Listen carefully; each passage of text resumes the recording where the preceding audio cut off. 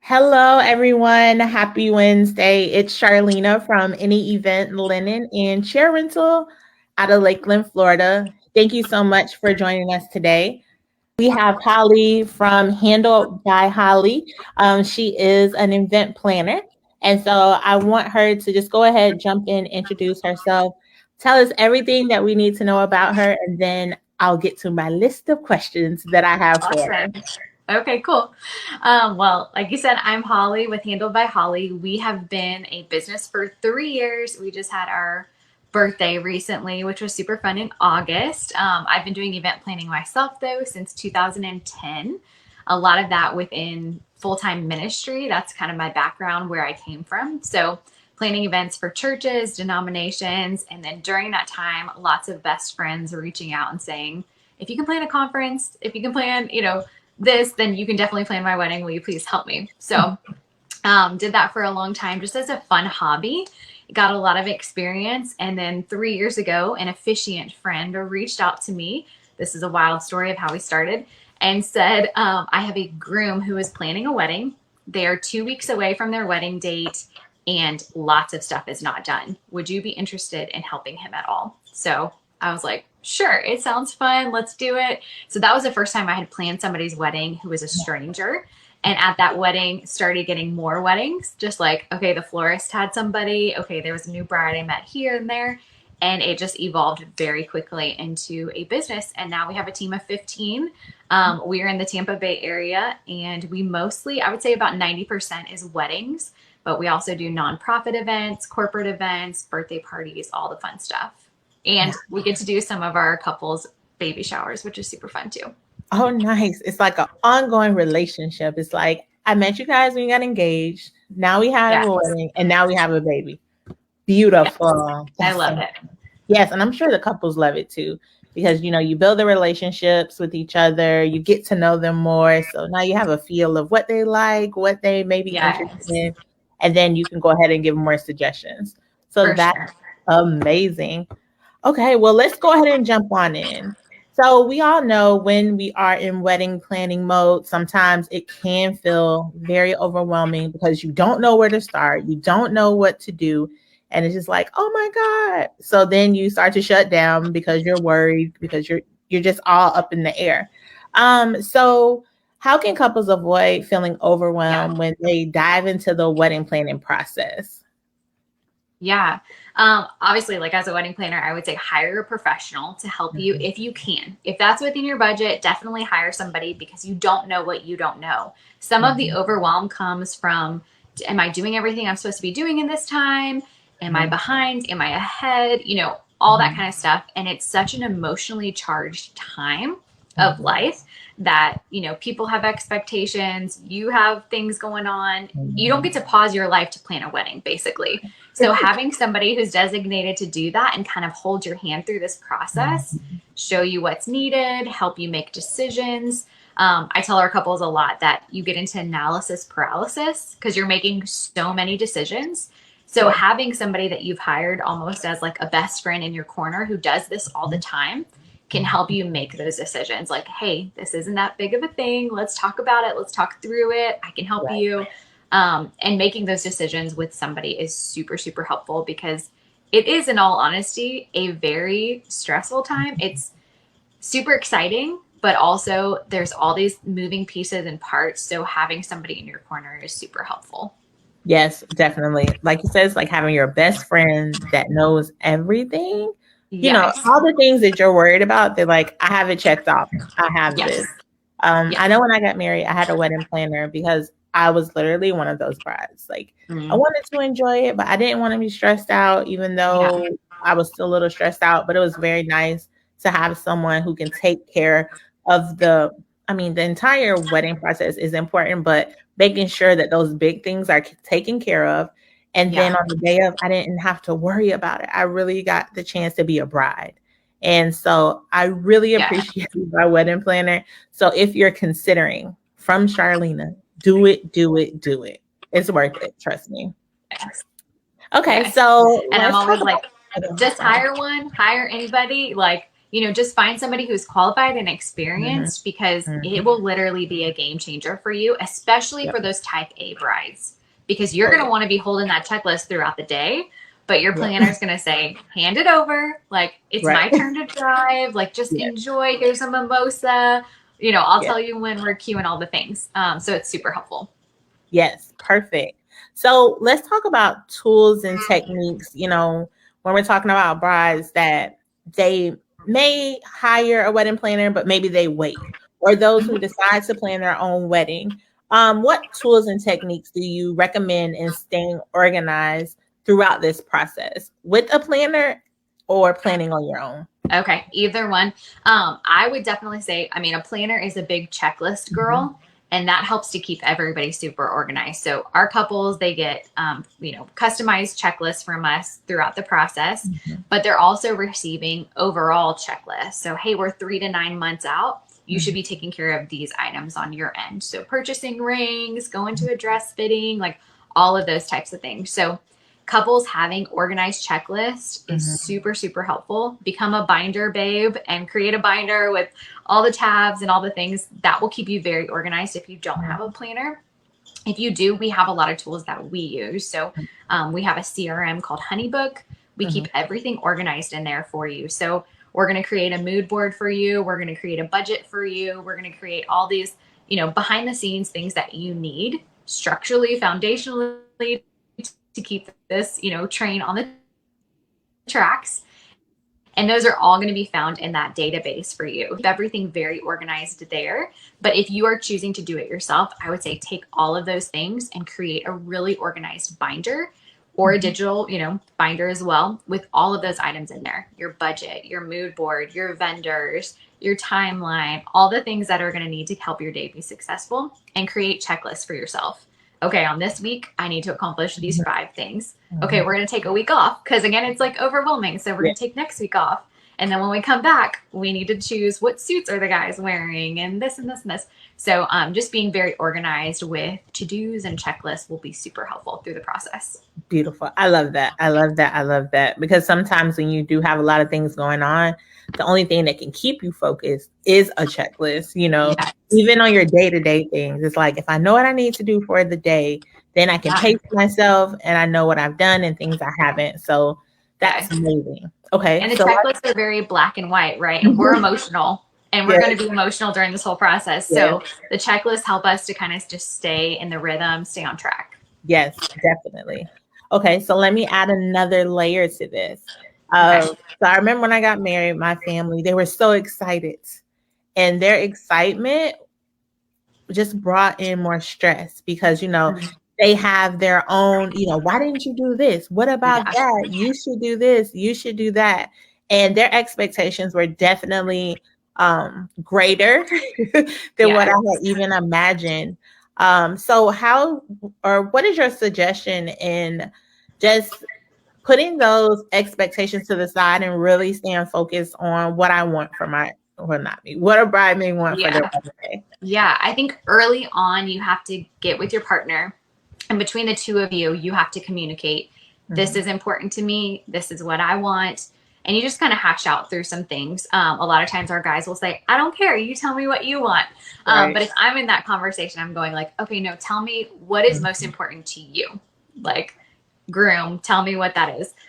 What do you want to remember about your day? And so we're talking about those things that are most important. So you need to do that as a couple. Mhm. And then when that is done, communicate, communicate, Mhm. communicate all the expectations to family too. Family, wedding party, friends. You have a bridesmaid who tends to drink a lot on your wedding day. Communicate the fact that you do not want that to take place on your wedding day. I love you. You are a party to be around. That's why I want you to be a part of my day. But I do not want, I want you to remember today all of those things. Outline all of that. And it feels uncomfortable, but Mhm. having that communication on the front end is so Mhm. much better than walking into your wedding day anxious that Mhm. things are going to take place that you don't want, and also walking away with memories that you don't want. You're like, I did not want Aunt Susie to run in and take pictures while we were cutting the cake. And now she's in all of our pictures. We'll just go ahead and tell her, hey, we hired a professional. We're going to send you every image. We can't wait, but I need you to leave your phone at the front door. Yeah. So do all of those things on the front end, and you're going to save yourself and your people heartache, stress, all the things. Beautiful, beautiful. Yeah, I've seen weddings. It's sometimes like the family photographer literally jumps in front of the paid photographer who the couples actually hired because they love their style and it aligns with what they want. So I love that. Yes. Tell your family, your aunt. Yeah, it always happens. And tell them to be like, I love your photos, but we hired a photographer and they cost a pretty penny. So please, please feel free to enjoy those images. Thank you. Sugarcoat everything. Yes. But be definitive in the things that you want and don't want. I love it. I love it. I love it. So one of the things that I hear a lot of couples talk about is their budget. Honestly, as a rental specialist, I always, the parents, the couples, they always talk about their budget. This is the budget I have, or that's above my budget. What would be your advice on setting a realistic budget and being able to stick with it, but not feeling like you have to give something up? So what would you say about setting a realistic budget for a couple and being able to stick to it and making that whole budget thing not stressful? Yes. So this is, again, where having a professional in your corner is super helpful because, again, you do not know what you don't know. So in my initial conversations with somebody, even before they've hired us, I'm telling them hey, I want to prepare you for what the wedding industry looks like right now in this day and age. So maybe mom got married in 1970 and she's thinking we can do this thing for $6,000. Right. That's not realistic anymore. It's just take it off the table. It truly is not. I wish it was, but it's just not realistic. So I try to stay with them and just kind of guide them through a conversation of here's what you can expect to pay for a photographer. Here's what you can expect to pay for a videographer. Here's what you can expect. And we kind of walk through all of those things in our first conversation. They haven't even hired us. I'm like, I don't want you to get on the phone with people and have total sticker shock. So let me tell you, yes, that's realistic. No, that's not. So I was having an initial conversation with a mom yesterday, and she said, is it possible to even get a wedding for this much? And I said, it is, but your kids can't be picky. So if they come to a planner or they come to a venue and they say, but we want salmon and we want steak and we want all of those things, then no, your budget is not possible. But if they come to the table and they say, we're okay with a pasta dish because we care about the photos and the venue and the experience, then it's possible. So I think setting a budget initially not only looks like how much you can spend, but realistically, what does your vision look like? And is that something you're willing to, make some changes on, willing to kind of be flexible on? Because your day can be beautiful, but you need to have realistic expectations of what that looks like. Yeah. So so we set a budget with couples. If they come to us and they say we have 25,000, we're like, okay, here's what 25,000 looks like. And let's talk about what's most important to you. So photos are most important. We're going to put more of the budget there. Okay. Food is most in budget to the groom, so we're going to put more of the budget there. So we talk through some of those things, and then you have to be okay with Publix cake or Sam's Club, cake or something like that to offset the photographer that you want. So it's all choices throughout the process. Yeah, I like when you said flexibility because that's the entire name of the game. And I do like the idea, when you said flexibility, it's just like, what are you willing to give up over here to get this over here? And I think sometimes as brides, it's like we want what we want. We saw all the pictures and videos and reels on social media, but it's just like you said, you can have these things, but just be flexible over here, like you said, and get a Sam's cake. No one will know but you, because exactly. Yes, definitely. Yes, definitely. Okay, so one thing that we did kind of talk about before we started live is communication. And literally communication is the biggest, my number one thing on my list. It's like, be open, be honest, let me know when things change. You cannot, and I'm going to say aggravate, you cannot aggravate me at all. If you have changes or you have questions, I'm like, send them to me. There's never too much. Honestly, it's never too much. So during this wedding process, what tips do you have for couples for keeping their communication open and to be clear, like with their vendors and definitely you and anyone else Right. associated with the wedding? Yeah. So obviously, like even if they get in premarital counseling, their premarital counselor is going to be like, communication is key for a Yes. successful marriage. Yes. So I think this is kind of like a life lesson that we all have to learn in general. Communicate expectations, communicate needs, communicate changes, all those types of things between each other. And then with those core people around you that need to be notified of certain changes. So whenever it comes to planning, I always tell mostly our brides, because they're the ones doing the most communication, over communicate with me. You get each of our planners' cell phone number. It might be the stupidest thing in your mind, but if you're at Target and you see a vase that you think might work for your decor, shoot a picture. We don't care, is this cute? Is it ugly? Whatever. Right. Just over communicate. We want to know little changes that have, happened throughout the day, because the worst thing on our side is to get to a wedding day and the couple goes, "Oh, we forgot to tell you, we changed our song last night. We changed X, Y, and Z." And it's like, okay, we can adjust, but like it would have been nice to know all that before and walk in seamlessly ready for today. So we say just over communicate. So you're gonna have our cell phone number, text us. We're gonna set up multiple meetings with you throughout the process. You have our email addresses, just keep us abreast of all the things going on. Your DJ emails you and he has to change something in his plan. Cool. Copy us on that email. Let us know that took place. That's great. And then a good planner communicates all of those things with the other vendor team, because having a great vendor team on your wedding day is huge. You don't just want one good vendor, like our officiant's so sweet, we love her or him, but you want a great team that works good together. So even when it comes to choosing a team, finding one vendor that you really click with, that you love, that you adore, and have built a relationship with, if that's you, Charlena, then Charlena saying, "Hey, I have a DJ that I would recommend, or I have an officiant that I would recommend." And that just builds this amazing team that works well together.